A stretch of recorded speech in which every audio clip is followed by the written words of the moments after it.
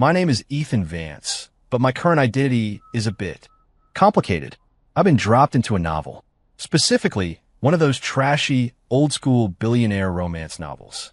I'm the son of the female lead's long-lost love, the one that got away.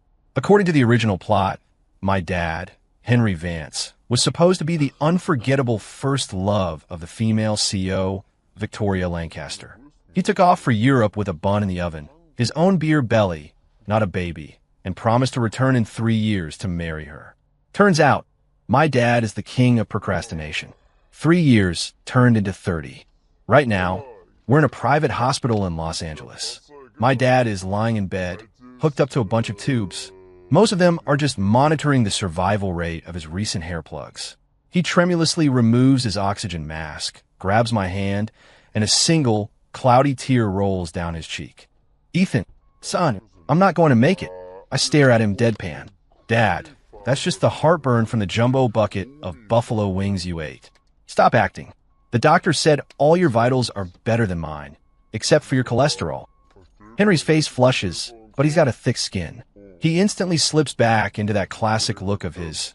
30% cold indifference, 30% mockery, and 40% pure, shameless audacity. You don't understand, son. This is a sickness of the heart. He pulls a battered old flip phone from under his pillow, then a yellowed photograph, and shoves them into my hands. 30 years ago, I made a promise to the queen of New York high society, Victoria Lancaster. I told her I was going abroad to study, and I'd be back in 3 years to marry her. I just didn't expect the burgers in Europe to be so damn good. One bite turned into 30 years. I roll my eyes, and I heard recently that she's still waiting for me. For my sake, she never married. She even found a stand-in. Never married? The gossip rags call her the Elizabeth Taylor of Wall Street, with a divorce for every decade. I keep my mouth shut, not wanting to trigger his drama queen antics. Henry takes a deep breath, his tone tragic. In my current state, going back would shatter her fantasy. I was supposed to be the cool, ethereal artist type. Now I'm more of a greasy, has-been type. So Ethan, you have to go in my place. You look just like I did when I was young. Go back to New York, see how she's doing. If she still loves me, tell her. I loved her once. With that, the old man's head lolls to the side, his tongue hangs out, and he plays dead. I'm speechless. The heart monitor next to the bed lets out a long, flat beep. I glance down. He'd kicked the plug out of the wall with his foot. I have no choice. To inherit the old bastard's remaining few $100,000, most of it scammed from lonely widows. I'm sure. I have to clean up this mess. I look at the photo in my hand. It's a woman in a power suit with shoulders wider than a linebacker, her big hair permed into a tsunami wave. Her eyes are sharp enough to get a fish. This is Victoria Lancaster, the woman who supposedly holds the global economy in her perfectly manicured fist. I sigh, pack my bags, and get on a flight back to the East Coast. I never imagined that what was waiting for me wasn't a heartwarming reunion. After a 6-hour flight, the plane lands at JFK International Airport. I'm wheeling my suitcase through the arrivals gate when the scene in front of me stops me dead in my tracks. I've seen some things in my life, but I've never seen anything like this. Normally, in those billionaire novels, the airport pickup involves 2 rows of stone-faced bodyguards in black suits and sunglasses, looking like a mafia funeral procession. There are no men in black here. Instead, there are 2 rows of middle-aged women in matching, brightly colored sequin tracksuits. They're holding pink feather fans and have portable speakers strapped to their waists. Stretched between them is a 30-foot-long banner, yellow text on a red background. A hero's welcome to Ethan Vance, son of the ultimate romantic, Henry Vance. The entire Lancaster empire pays tribute to the one that got away. My toes curl inside my shoes so hard I think I'm about to carve a new subway tunnel with them. Travelers around me stop to take pictures, pointing and whispering. What the hell? Is this some kind of cult retreat? Henry Vance? Isn't that the guy who scammed a dozen heiresses in the 90s? I pull my baseball cap down, trying to blend in with the crowd and escape. Just then, the speakers roar to life. It's not some grand orchestral piece. It's a terrible techno remix of Dolly Parton's 9 to 5. Tumble out of bed, and I stumble to the kitchen. Amidst the deafening beat, the tracksuit squad suddenly parts, creating a runway. A figure emerges, backlit by the airport lights, walking slowly toward me. It's a woman. A woman who looks to be in her 50s, but is dressed like she's 25. She's wearing a designer Chanel suit, though the skirt is a little tight, squeezing the fat around her waist into a noticeable life preserver. She's teetering on a pair of 4-inch stilettos, walking like she's on stilts, her knees trembling with every step. Her face is hidden behind sunglasses bigger than her head, and she's holding a lace fan. This has to be her, Victoria Lancaster, the legendary take-no-prisoners tycoon who's made grown men weep. She stops about 10 feet in front of me. According to the script, this is when she's supposed to take off her sunglasses, look at me with complicated emotions, and whisper the resemblance. It's uncanny. Reality, however, had other plans. The moment she stops, she loses her balance. A combination of unstable stilettos and probably osteoporosis causes her ankle to give way. Oh, holy crap. A distinctly un-billionaire-like yelp cuts through the air. This titan of industry, this woman worth more than most small countries, performs a perfect faceplant right at my feet. The entire terminal goes silent. Only the remix of 9 to 5 continues, blissfully unaware. Work a 9 to 5. What a way to make a living. I stand frozen, my hand still on my suitcase. Do I help her up? Do I not? Should I say, Your Majesty, please rise? Or maybe just, Happy New Year? In the split second I hesitate, Victoria Lancaster shows the grit of a true CEO. In an incredibly contorted movement, she uses one hand to push off the floor, forcing her disastrous fall into a one-knee proposal pose. I hear a distinct crack from her kneecap. She raises her head, trembling. Her sunglasses have slid down her nose, revealing eyes caked in smoky eyeshadow, with crow's feet deep enough to trap insects. She gazes at me, her voice shaking, clearly from the pain. Man, you're finally back. I take a deep breath, try to act like a normal human being. Ma'am, I'm Ethan Vance. Henry didn't come back. He's in the ICU playing with his ventilator tubes. Victoria freezes for a second. Then, a smile spreads across her lips. How to describe it? The book would call it a San Fungi Shao, a mocking smirk. But to me, it looks more like the paralyzed grin of someone who just got way too much Botox. I know. Victoria, groaning, gets to her feet with the help of 2 bodyguards. She extends a hand covered in massive emerald rings, reaching for my face. Your eyes, they're exactly like his, especially that look of pure, unadulterated stupidity. Can I call the police? This feels like harassment. Just as her fingers are about to touch my collagen-rich cheek, a figure darts out from the side. Victoria, you can't. The voice is shrill and piercing, like a cartoon character who just stubbed their toe. I turn my head. A middle-aged man in a tight purple suit, with a bald spot the size of a saucer and a beer belly threatening to pop the buttons off his shirt, is rolling toward us like a bowling ball. He throws himself between me and Victoria, his face a mask of grief. What shocks me most are the few pathetic strands of hair he has left, meticulously combed over his shiny scalp in a sad little barcode pattern. This is the famous second male lead. The one who stood by Victoria for 30 years, content to be a stand-in, asking for nothing in return. Mortimer Finch. I look at his face, ravaged by time and excessive oil production. Then I think of my dad, who, despite being a scumbag, at least still looks human. I can't help but wonder, Victoria, what happened to your taste in men over the last 30 years? Was there some kind of nuclear-level downgrade? This isn't a story about a stand-in. This is a research paper on species mutation. Mortimer stares at me, his eyes filled with hostility. He points a limp-wrist finger at my nose. So, this is the son of that heartbreaker? He's nothing special, all pointy-chinned and fake-looking. Probably had work done. Not like me, all natural and organic. I look at his features, which are squeezed together by his excess weight, and think you're all natural, all right. A naturally grown potato. Victoria frowns, snapping coldly. Mortimer, shut up.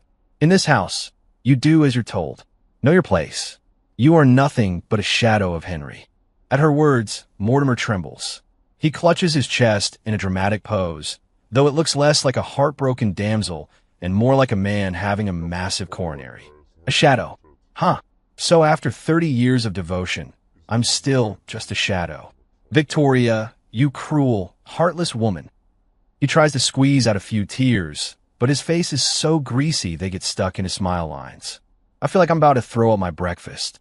These two, with a combined age of over 100, are acting out a cheesy soap opera in the middle of JFK. Don't they have any consideration for the mental state of the onlookers? Enough.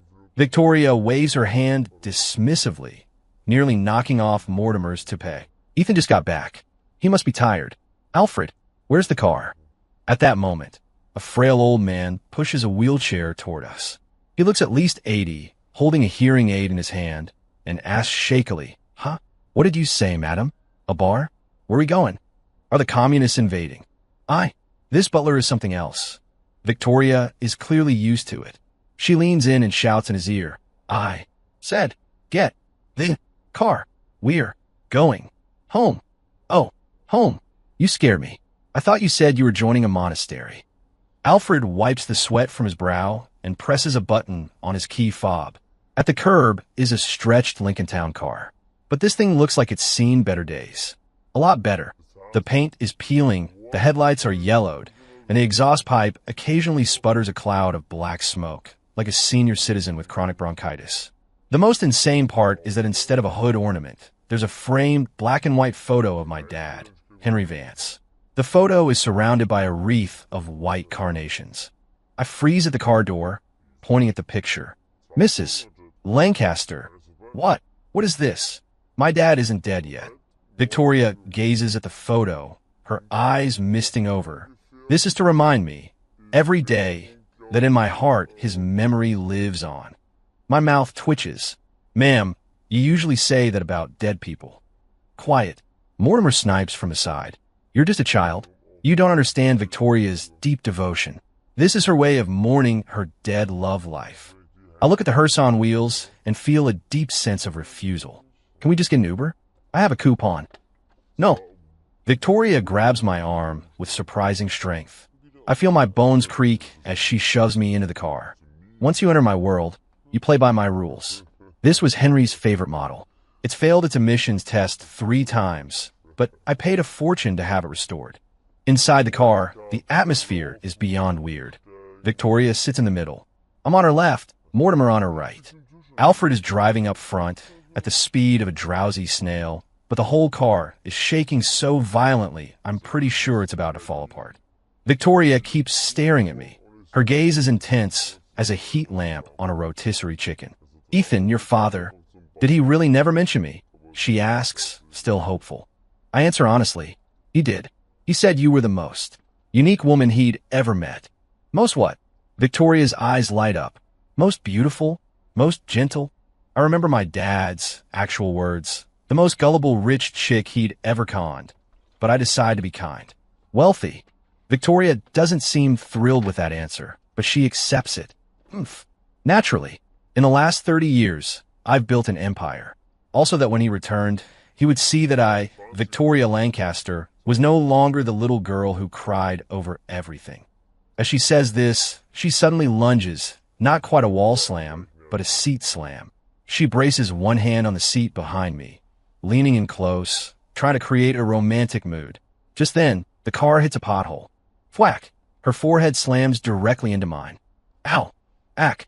We both cry out, clutching our heads. Seeing his chance, Mortimer lunges forward like a rabid dog. "Victoria, are you okay? Did you get a concussion? Let me see. I told you this kid was bad luck. The moment he shows up, you get hurt." He uses the opportunity to try and touch her face with his greasy hands. Victoria slaps his hand away, glaring at me. But her eyes hold a flicker of excitement. Such a hard head. The feeling, it's just like Henry's. He used to slam his head into mine, just like that. I stare at her in horror. Somebody help me. This isn't a story about a long-lost love. It's a BDSM fantasy starring a senior citizen. What the hell did my dad do to her? Did he abuse her so much she turned into a masochist? "Alfred, faster." Victoria, clutching the giant lump on her forehead, waves her hand imperiously. "I'm taking Ethan home to see the museum of love I've built for his father." Up front, Alfred's hand slips. He floors the accelerator instead of the brake. Vroom! The old clunker lets out a death rattle and, spewing black smoke, shoots forward like a bat out of hell. I gripped the handle for dear life, watching the scenery blur past, with only one thought in my mind. Dad, I want to go home. Can I just forget about the inheritance? The car, which felt like it was about to disintegrate at any moment, finally screeched to a halt. I was so shaken up, the airplane meal in my stomach felt like it had been through a blender. We're here. Victoria adjusted her sunglasses and pointed out the window at a massive European-style mansion. Ethan, this was meant to be our love nest, even though your father never spent a single day in it. I've kept it exactly as it was, and even expanded it over the years. I looked up. Holy hell, this wasn't a mansion. This was a low-budget Disneyland in the suburbs. Instead of stone lions, the main gate was flanked by two 7-foot-tall statues. On the left was Rodin's The Thinker, but with my dad's face. On the right was the Venus de Milo, also with my dad's face. Just imagine it. A Venus de Milo with Henry Vance's smug, smirking face, armless, gazing lovingly at you. My sanity points were dropping fast. Mrs. Lancaster, isn't this a bit avant-garde? You don't get it. It's postmodernist longing. Mortimer chimed in from the side, pausing to adjust his two precious strands of hair. Victoria had it specially commissioned from a famous Italian artist. It symbolizes that Henry is everywhere. It symbolizes that Henry's ghost is haunting this place, I thought. Walking into the main hall was like taking a nuclear warhead to the eyeballs. The walls, they were covered, floor to ceiling, with photos. Every square inch. All of them were of Henry Vance. But something was wrong with these pictures. I pointed at a giant oil painting in the center of the room, my hand shaking. Ma'am, did my dad used to have 6 fingers? And why is his head photoshopped on a Captain America's body? Victoria squinted, leaning in so close her nose was almost touching the canvas. Does he? I can't see that well. Mortimer told me this was the new trend. Something called cyberpunk. I turned to look at Mortimer. The bald bastard, with his back to Victoria, shot me a greasy, triumphant smirk. I see. I finally get it. This old snake, Mortimer, took advantage of Victoria's bad eyesight and sabotaged every single picture in this house. There wasn't just Captain America Henry. There was Teletubby Henry. There was even one with his face pasted onto one of the dancers from a Magic Mike poster. The most insane part was the label under each photo. Portrait of a romantic hero of the face that launched 1,000 ships. Henry Vance, so you think you can dance. Henry Special Edition. Victoria lovingly caressed the face of the Teletubby Henry, sighing, "Look at this purple suit. So regal. Henry always had such unique taste." I cover my face, unable to look. Dad, if you're listening from your ICU bed in L.A., if you knew you'd been turned into a Teletubby, you'd probably rip out your own 4 and have a miraculous recovery just to come here and burn this place down. Alfred, Victoria suddenly shouted. Alfred came scurrying out of the kitchen, holding a large leak. Coming. Is it time to hang yourself? I couldn't find any rope. Will this leak do? Victoria took a deep, calming breath. Hang myself? No. I said, serve dinner. Ethan is hungry. Dinner began in an atmosphere of extreme awkwardness. A long, formal dining table. Victoria sat at the head, like an empress. I was on her left, Mortimer on her right. We were about 10 feet apart, so conversation was basically shouting. Ethan, Victoria said, looking at me kindly, "Are you settling in okay? Feel free to ask for anything you want to eat. Mortimer specially prepared this welcome feast for you." I looked at Mortimer. He was performing surgery on a piece of broccoli with his knife and fork. Hearing her words, he offered a smile that didn't reach his eyes. "That's right, nephew. I heard you young people like Western food, something a little wild. I had the chef prepare a top-grade A5 Wagyu steak just for you." A moment later, a waiter placed a plate in front of me. I looked down and fell silent. This wasn't a steak. This was a slab of raw meat, freshly cut from a cow and still warm. You couldn't even call it rare. It was basically still mooing. I half expected that if I performed CPR on it, the cow would get up and run away. Bloody juices pooled on the plate and dripped onto the table. "Eat up, nephew," Mortimer said, watching me with a challenging glint in his eye. "What's wrong? Not to your taste. This is how the aristocrats eat. It preserves the natural essence of the ingredients. Old folks like me have weak stomachs, so we have to eat our meat well done. I'm so jealous of your youthful digestive system. This old bastard. He want me to get food poisoning and die on the toilet, doesn't he? Just as I was about to refuse, Victoria spoke up. Mortimer is right. Henry always liked his meat bloody. He said it made him feel primal. Go on, Ethan. Don't disappoint your Uncle Mortimer. I looked at Victoria's expectant face. I couldn't see her eyes clearly through her thick glasses, but I could feel the pressure. I looked back at the slab of pulsating beef. Here goes nothing. I sliced off a tiny piece, closed my eyes, and shoved it into my mouth. In that instant, I felt like I was on the African savanna, gnawing on a freshly killed wildebeest. It was gamey, raw, cold. I fought back the urge to vomit and swallowed it whole. Delicious. I forced a smile and gave thumbs up. Uncle Mortimer, you're too kind. But you're looking a little pale. Are you anemic? This steak is so rich in iron. Why don't you have some? With that, I speared a large, dripping chunk of meat with my fork, stood up, and leaned across the table, holding it out to Mortimer's mouth. Here, Uncle, for your health. Mortimer's face turned white. He shrank back. No, I'm a vegetarian. I've been cleansing my spirit lately. Come on, don't be shy. I reached over and tried to stuff the meat into his mouth. In the ensuing struggle, Mortimer's already precarious toupee finally gave up the ghost. Plop! A black, hairy object fell directly into his cream of mushroom soup. White soup splashed all over his face. The room fell dead silent. Mortimer touched his shiny, bare head, then looked at the toupee floating in his soup like a dead rat. I froze. I wanted to mess with him, but I didn't want him to die of public humiliation. Eowalla! Mortimer let out a scream like a terrified groundhog. He clutched his head, tears streaming down his oily face. Victoria, he disrespected me. He scalped me. Wah! I can't go on. Victoria slammed her silverware on the table, making the candlesticks jump. That's enough, she boomed. She stood up and pointed at Mortimer. What are you crying about? It's just a toupee. I'll have Alfred buy you 10 tomorrow. Red, orange, yellow, green, blue, indigo, violet. You can wear a different color every day and be the freaking Power Rangers. Then she looked at me, her gaze softening slightly. Ethan, you stop it too. Get some rest tonight. Alfred, bring me that bottle of 1982 Bengay. Mortimer's back is probably acting up again from all that crying. Alfred was still standing there, studying the toupee. Madam, why is there hair in the soup? Did the chef not wash the mushrooms properly? I couldn't sleep. I was starving after that dinner disaster. I was about to sneak down to the kitchen for some ramen when I heard a soft knock on my door. Knock, knock, knock. It was quiet, but in the silence of the massive house, it sounded incredibly creepy.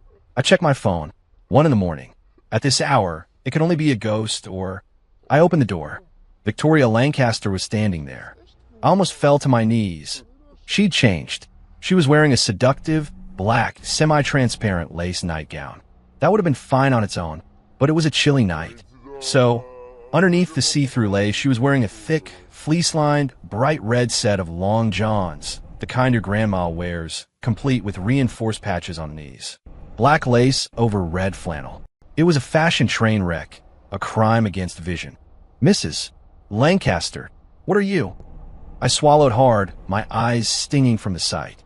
Victoria was holding a glass of warm milk, a self-satisfied, sultry smile on her face. Ethan, can't sleep? I saw your light was on. She walked into the room, kicking the door shut behind her. I wanted to talk to you about your deadbeat father. She placed the milk on the nightstand and started walking toward me, one slow step at a time. I backed away until my back hit the wall. Ma'am, let's just talk. Aren't you? Hot and all that. Hot. Victoria's eyes fluttered, though it looked more like she was about to fall asleep. My heart is hot, so my body is hot. Seeing your face reminds me of that night, 30 years ago. She suddenly slammed her hand on the wall next to my head, the legendary wall slam. But her flannel long johns were so bulky that her arm couldn't extend properly. The pose looked less intimidating and more like a warm-up exercise from a senior's fitness video. Woman, you're playing with fire. My brain short-circuited. Ma'am, that's the male lead's line. You're the female lead. Ignoring me, she continued her dramatic performance. Man, now that you're back, you're not getting away from me again. Tonight, I'm collecting my debt. With interest, she leaned in closer, her bright red lips puckered for a kiss. I closed my eyes in despair. Dad, I'm sorry. For a few $100,000, I'm about to lose my virtue to a rich cougar in flannel pajamas. Just in the nick of time. Crack! A loud, sickening sound of a bone popping out of place echoed through the room. It was followed by Victoria's blood-curdling scream. Oh my God, my back! She froze, stuck in a wall-slam pose, her face wrinkling up like a dried orange. Don't move. Ethan, don't move, she hissed, cold sweat beading on her forehead. I threw it out. I think my spine just snapped. My fear of being kissed was instantly replaced by the fear of being an accomplice to a medical emergency. Ma'am, are you okay? I rushed to support her. Quick, get me to a hospital. I think I'm dying. Victoria sagged against me, her red long johns now looking particularly alarming. Without a second thought, I swept her up in a princess carry. She looked thin, but with her bone density and fleece-lined pajamas, she was surprisingly heavy. Gritting my teeth, I carried her out of the room and sprinted downstairs. Help! Somebody! The CEO has thrown out her back. My shout woke up the entire mansion. The door to the next room flew open. Mortimer, dressed in a green dinosaur onesie, yes, with a tail, and without his toupee, came running out, looking terrified. When he saw me carrying a disheveled Victoria, her nightgown open and revealing the red flannel beneath, his eyes widened into saucers. Ethan Vance, what are you doing? You monster. You'd even go after a woman in her 50s. Let her go. Let me carry her. Mortimer's shriek was heart-wrenching as he chased after me on his little dinosaur legs. Shut up and get the car. We're going to hospital. I yelled back as I ran. I don't believe you. You're trying to elope. This is just a cover story. Mortimer had clearly watched too many soap operas. He actually tried to grab my leg. Get off me, you old fossil. I kicked him away and burst through the front door with Victoria in my arms.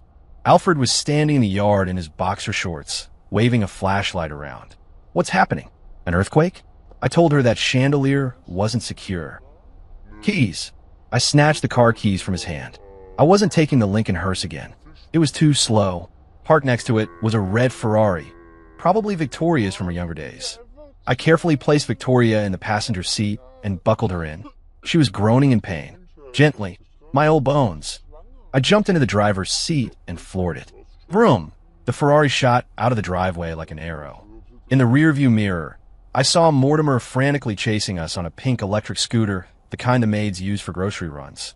The wind whipped at his dinosaur onesie, making it billow out like an overinflated balloon. Victoria, don't leave me. I have your insurance card. His desperate cries faded into the night. I looked at Victoria in the passenger seat, her face contorted in pain, but still trying to maintain a shred of dignity. Then I glanced back at the bald dinosaur man, chasing a Ferrari on a pink scooter. I gripped the steering wheel as tears streamed down my face. What fresh hell is this? This is high society. If this is high society, I'd rather go back to my hometown and shovel pig manure.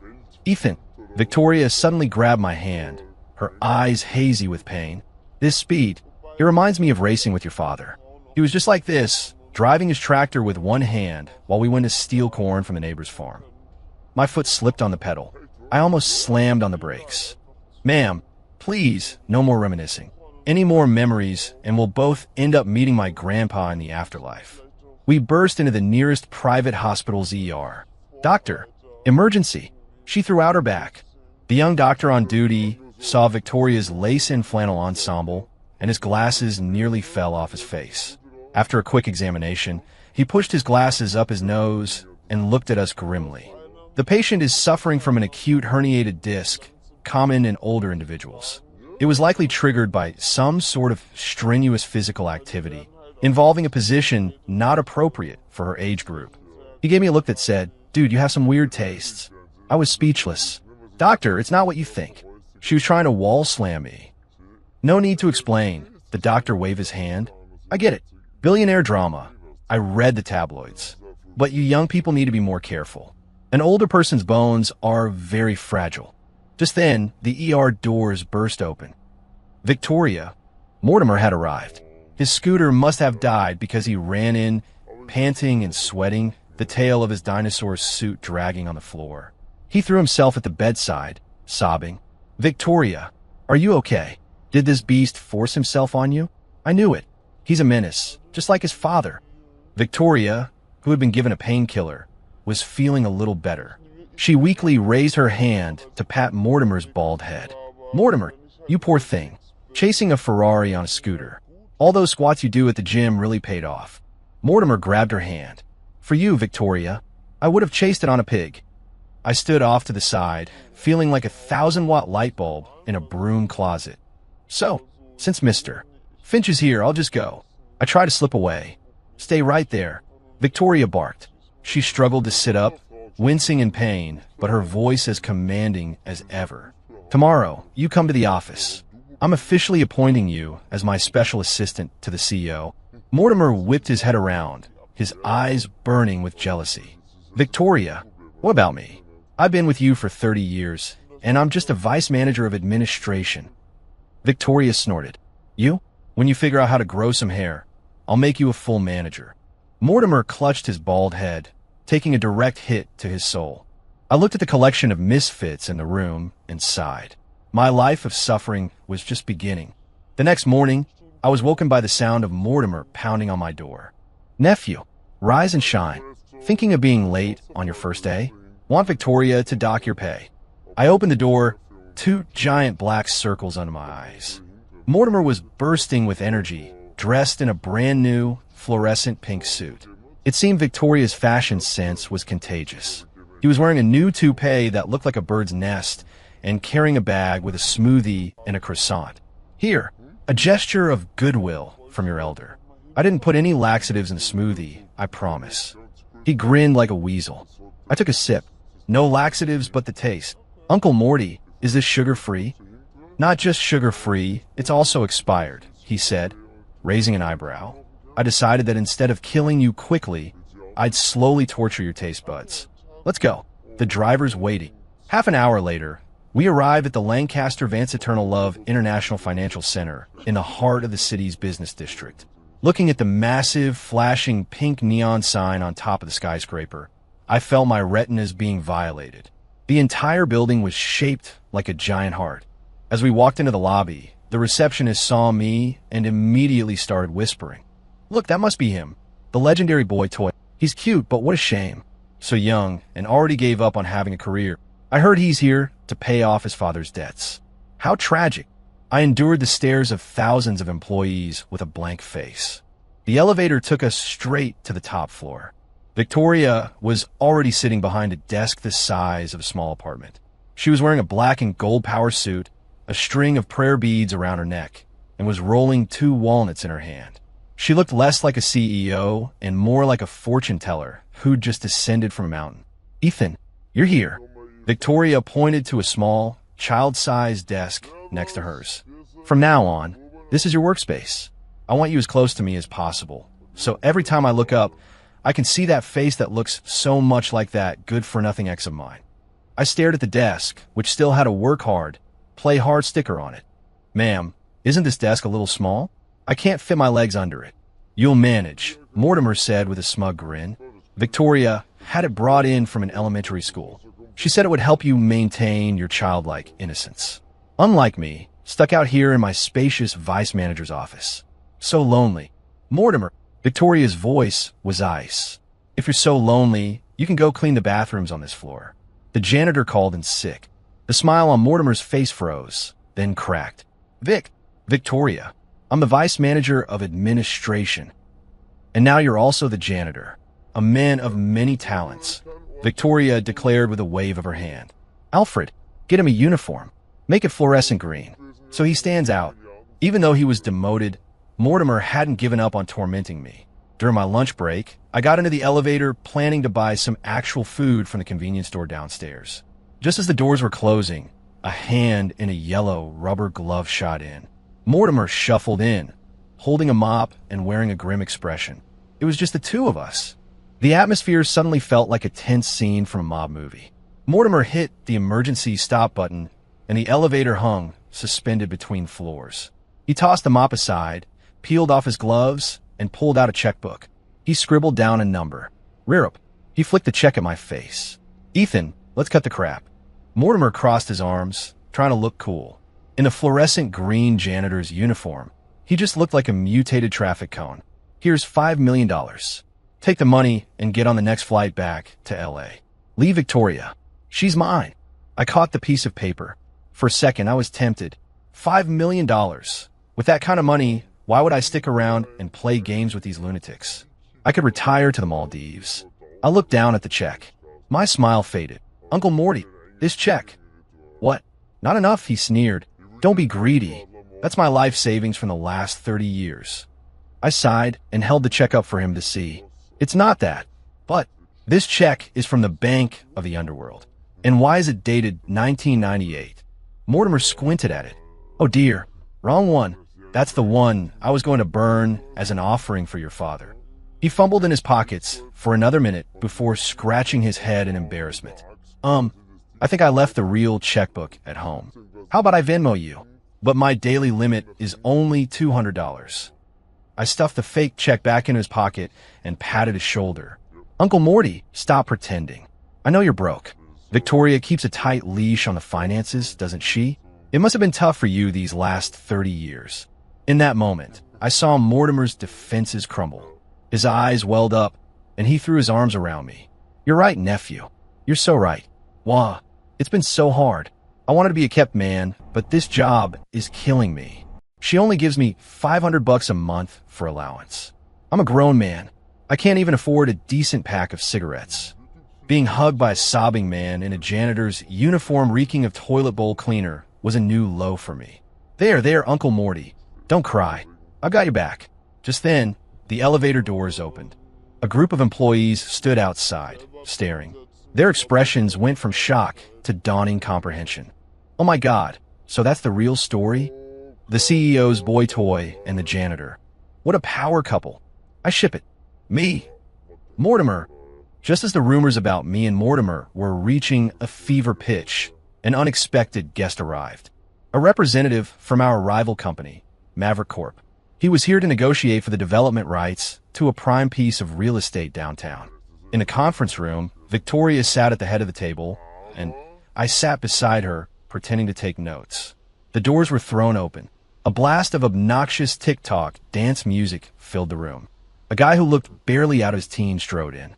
He was wearing skinny jeans so tight they were a medical hazard, loafers with no socks, and a t-shirt that said villain under a shrunken blazer. The blazer was unbuttoned, revealing a large chest tattoo of Peppa Pig. He walked with a strange, bouncy gait, like he had springs on his feet. He stopped at the head of the table, struck a pose, and flicked his bangs out of his eyes. So, this is Lancaster Empire? Not impressed. Victoria frowned, adjusting her glasses. Who are you? Did security let a flea in? The guy gave a smirk that was more of a facial twitch. Remember the name? Woman. It's Blade Maverick. I'm here to buy your company. Of course, if you agree to be my woman, I might consider letting you keep your job. The entire room went silent. I dropped my pen. This was the legendary rival CEO. He looked like he'd just escaped from a cringe compilation video. Mortimer, who was standing in the corner with his mop, began to tremble with rage. Insolence. Who is this stray dog? How dare you speak to my Victoria like that? Only Henry gets to speak to her like that. Blade glanced at Mortimer and sneered. Old man, nobody's talking to you. Say another word, and I'll have my boys turn you into a meme. Victoria didn't understand the slang, but she understood the disrespect. Mr. Maverick, please be professional. If you're here to do business, let's do business. Blade suddenly leaned across the table, getting close to Victoria. Business? What business? Let's talk about love. Baby, are you a parking ticket? Because you've got fine written all over you. PFFFD. I spit out the water I just sipped. Victoria turned to me, completely bewildered. Ethan, what did he say? Did I hear him right? Did he just compare me to a parking ticket? I wiped my mouth. Ma'am, it's a Gen Z pickup line. He's hitting on you. Hitting on me? Victoria's face darkened. With a line so bad, I wouldn't even hear it at a dive bar. Blade, thinking his charm wasn't working, decided to double down. He pulled a wilted rose from his pocket, stuck it between his teeth, and broke into a spastic, flailing dance right there in the conference room. Haters gonna hate, But I'm the one they're watching, he yelled. Come with me, baby. Be my queen. His performance left not just me, but the world-weary Victoria completely stunned. She pointed a trembling finger at the gyrating Blade. Alfred, call an ambulance. I think this kid is having a seizure.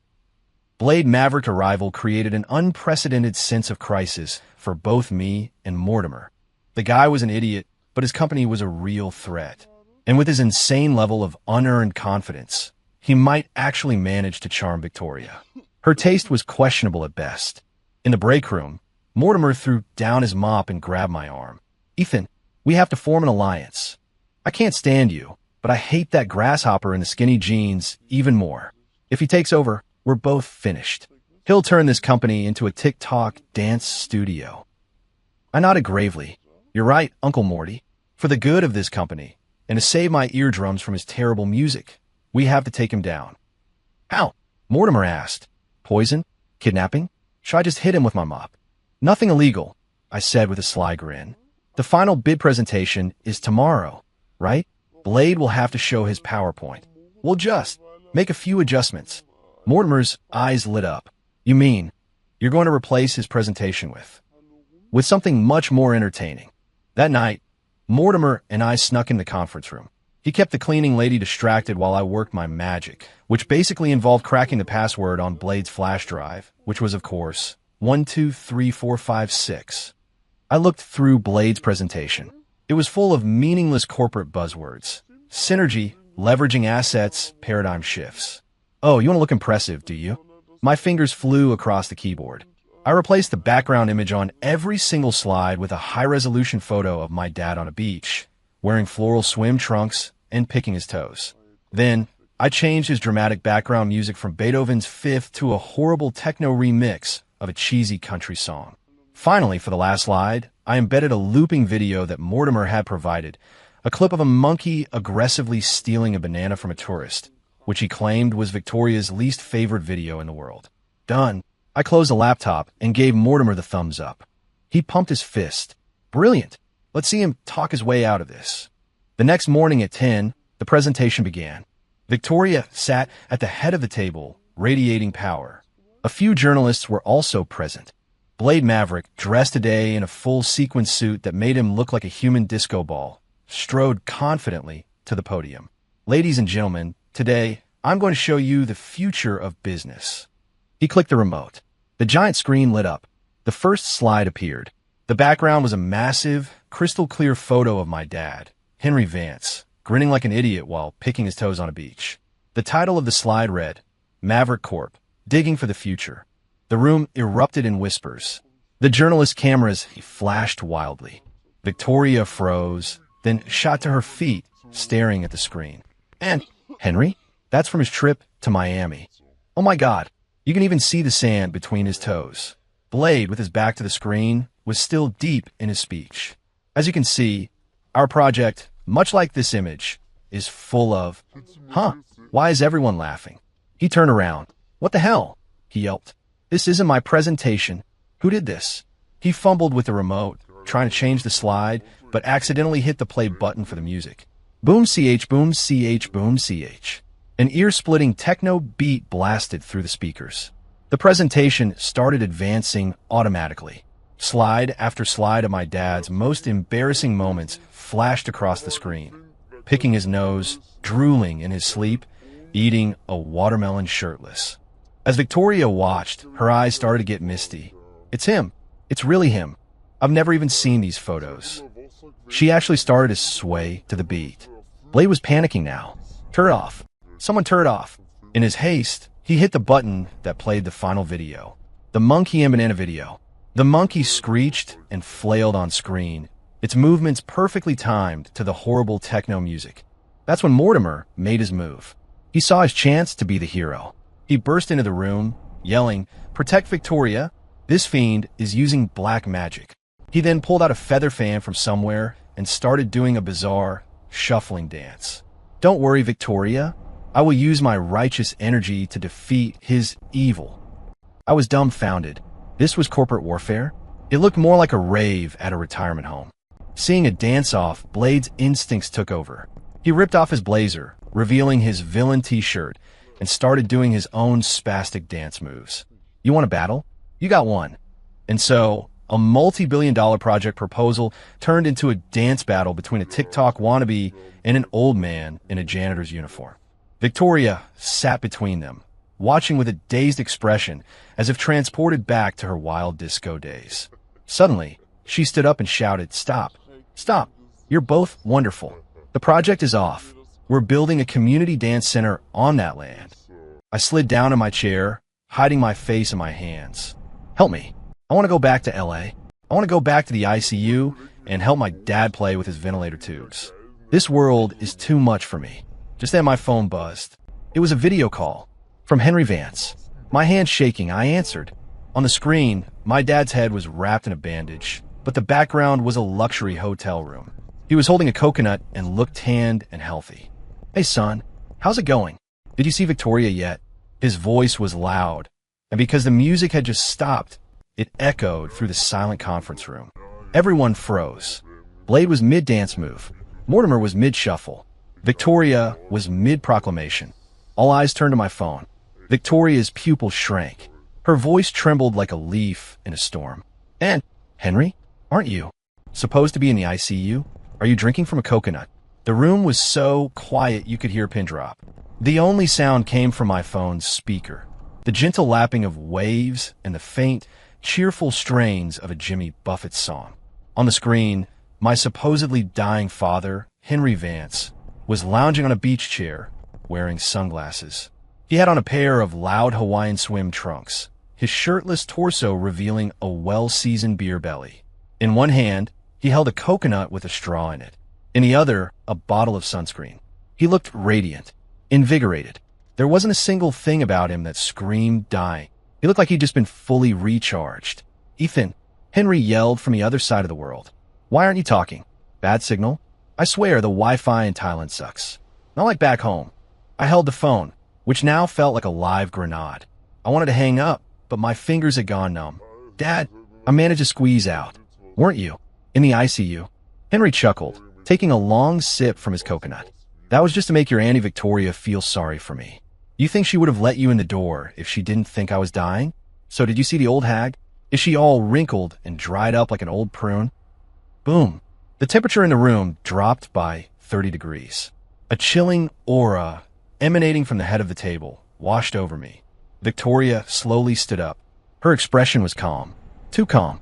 Like the eerie silence before a volcanic eruption. She walked toward me, each click of her heels on the marble floor sounding like a hammer blow on my skull. She reached out and, with a slow, deliberate motion, took the phone from my hand. Then she brought her face close to the camera. She took off her glasses, revealing those smoky, mascara-laden eyes, now blazing with a furious inferno. "Henry Vance." Her voice was a deadly whisper, a silken promise of pain. On the other end, Henry clearly hadn't caught on. He squinted at the screen. "Whoa, who's this broad?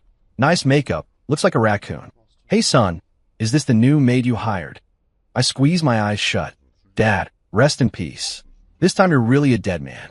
Not even a miracle can save you." A muscle in Victoria's cheek twitched. Her smile was more terrifying than any frown. "Maid? Henry Vance, you open your goddamn eyes and look closely. I'm your old prune. I'm your gullible hag. I'm the Victoria Lancaster you've been lying to for 30 years. On the screen, Henry choked on his coconut water, spraying it all over the camera.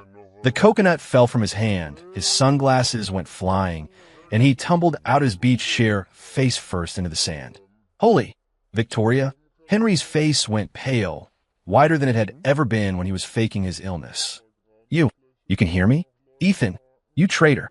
You told me you were calling me from the bathroom." I tried to defend myself weakly. "Dad, I didn't call you, you called me." Victoria didn't give him a chance to explain. She stared daggers at the screen, her chest heaving. "Henry Vance, you're not dying? You're on vacation in Thailand. Didn't you tell me you had a terminal illness and had to be cryogenically frozen in America, or you'd be dead in 3 days? Didn't you tell me you stayed single for me? That you were celibate for 30 years? Henry scrambled up from the sand, frantically trying to backpedal. "Victoria, honey, listen. This is This is experimental sun therapy. The doctor said I had to absorb the sun's energy to stay alive. I'm getting treatment. Treatment. Victoria's laugh was a bitter, scraping sound. Does treatment involve drinking from a coconut? Does it involve dancing on the beach? Does it involve the two bikini-clad women who were just rubbing oil on your belly? In the corner of the video frame, two young Thai women looked at the camera, confused. One of them gave a friendly wave. Henry awkwardly tried to block the camera. Those are my nurses. My private nurses. Enough. Victoria slammed her hand on the table, making the water bottles jump. Henry Vance, I can handle you lying to me about us. I accept that I was a fool in love. But her tone shifted, her eyes narrowing with the cold, calculating glint of a predator cornering its prey. 30 years ago, when you left, you borrowed $30 million from me for a startup fund. With 30 years of inflation, compound interest, and emotional distress damages. When are you planning to pay me back? I was stunned. Mortimer was stunned. Even Blade Maverick stopped his dancing. So this wasn't a romance novel? This was an episode of Judge Judy? $30 million. 30 years ago, that was an astronomical sum of money. On the screen, Henry was clearly not expecting her to bring up the money. He stammered, "Come on, Victoria. Money talk is so tacky. What we had was real love. And love is priceless." Priceless my ass. Victoria spat on the floor. Henry Vance, let me tell you something. I've had my love-addled brain surgically removed. I am now Victoria 2.0, and I only care about money. I thought you were dead, so I was going to write it off as a loss. But since you're alive and living it up, she took a deep breath and roared into the phone. You will pay me back, or I will fly to Thailand and personally render you down for biofuel. Mortimer, who had been hiding in the corner, suddenly had an epiphany. He looked at the greasy, lying, very much alive man on the screen. He looked at the furious, powerful Victoria. He finally understood. The man he'd been jealous of for 3 decades was nothing but a deadbeat con artist. This meant he still had a chance. If he could help Victoria get her money back. Rhea, Mortimer let out a battle cry. He threw down his fan and charged toward the screen like an enraged bull. Henry Vance, you old bastard, he screamed, pointing at the screen. You made Victoria suffer. Because she missed you. She could only comfort herself by eating caviar and sleeping alone in her 10,000 square foot bed. And you took her money to go party in Thailand. I, Mortimer Finch, may be bald, but I have integrity. Henry looked at the bald man on screen, utterly confused. Who's this egg? Victoria, did you hire a new bodyguard? Egg. Those words hit Mortimer like a physical blow. He trembled with rage. Perhaps it was the anger, or perhaps the sweat from his earlier dancing had dissolved the glue. At the very moment he needed to look his most imposing. His stylish, expensive toupee slid off.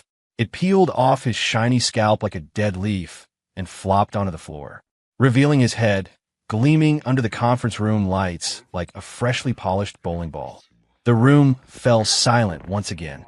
Blade Maverick snorted, trying to stifle a laugh.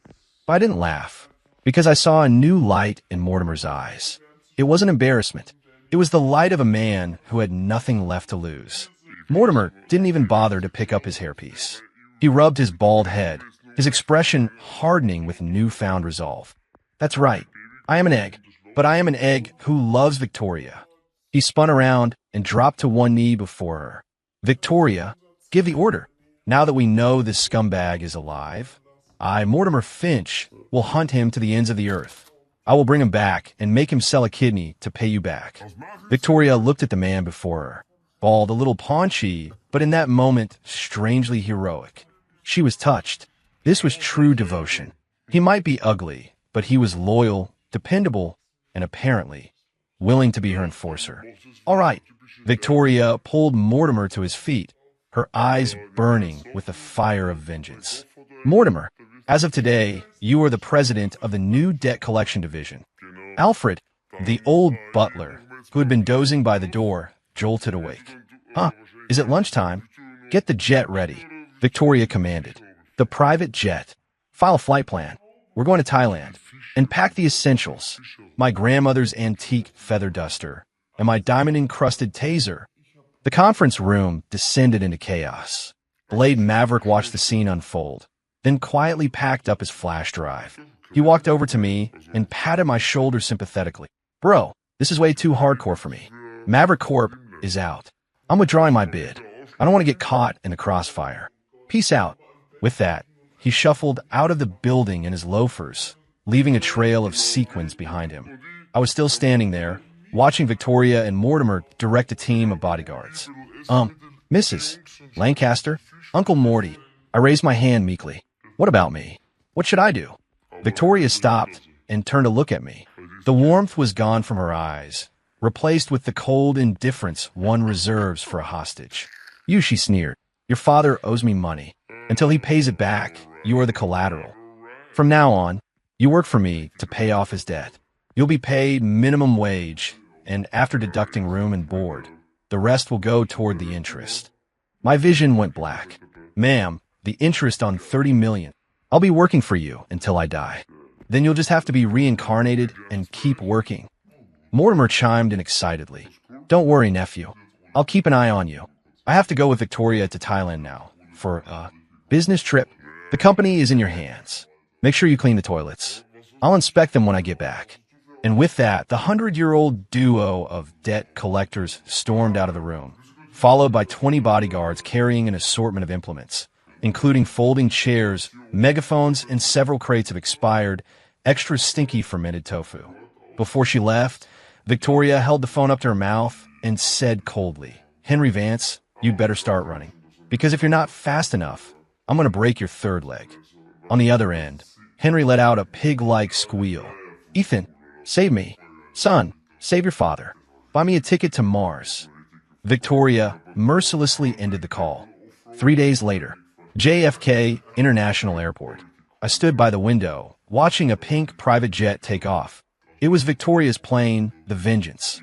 Alfred, who had been left behind due to his motion sickness, told me that Victoria and Mortimer had already drafted a 100-point plan for torturing my father. It included, but was not limited to, making him perform TikTok dances for 24 hours straight while wearing a hula skirt, forcing him to eat 50 pounds of durian, and supergluing all his hair plugs to his chest hair. The thought made my skin crawl. Young master, stop looking, Alfred said, handing me a broom. Madam left instructions. From now on, you're in charge of cleaning this entire skyscraper. She called it paying your father's debt through manual labor. I took the broom and looked up at the towering, heart-shaped building. In that moment, I finally understood. Fairy tales are all lies. There's no such thing as a long-lost love or a domineering CEO. In the end, it's all just business. My phone buzzed. It was a text from my dad. Son, don't say I never did anything for you. Before I went on the run, I left that Bank of the Underworld checkbook under your pillow. It's worthless, but it's the thought that counts. P.S. That Blade Maverick kid is your second cousin. If things get too tough, go find him. I hear he's looking for a backup dancer. I stared at the screen and let out a laugh that was half sob, half insanity. I took a deep breath, flipped a middle finger at the sky, and then picked up my broom and headed for the men's room. Damn this stupid novel. Damn this stupid rich family. Damn this stupid thing called love. Just then, the airport's PA system crackled to life. Attention all passengers. Flight 999, the Vengeance, bound for Bangkok, is requesting an emergency landing. Due to a bald passenger's toupee getting sucked into and clogging an air conditioning vent. The broom slipped from my grasp and clattered to the floor. I looked up at the sky, and for the first time in a long time, a genuine smile spread across my face. This story was actually getting pretty damn interesting. End.